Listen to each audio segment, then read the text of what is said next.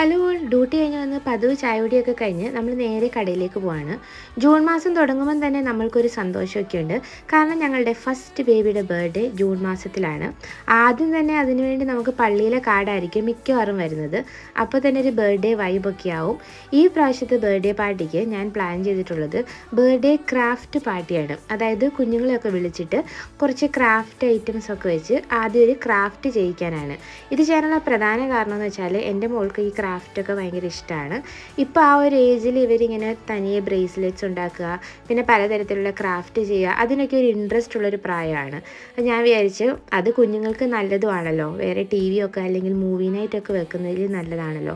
അപ്പോൾ അവരത് എൻജോയ് ചെയ്യുകയും ചെയ്യും. അങ്ങനെ നമ്മൾ ക്രാഫ്റ്റിനുള്ള സാധനങ്ങളൊക്കെ മേടിച്ചു. ഈ ഒരു സ്ക്വിഷി ടോയ് എൻ്റെ ചെറുപ്പത്തിലൊന്നും ഞാനിത് കണ്ടതായിട്ട് ഓർക്കുന്നില്ല. പക്ഷേ ഇത് കറൻ്റ് ഈ കുട്ടികളുടെ ഒരു ഫേവറേറ്റ് സാധനമാണ്, സ്ലൈമും സ്ക്വിഷി ടോയും. പിന്നെ ഷോപ്പിംഗ് കഴിഞ്ഞ് പുറത്തുനിന്ന് ഫുഡും വാങ്ങിയിട്ടുണ്ടായിരുന്നു.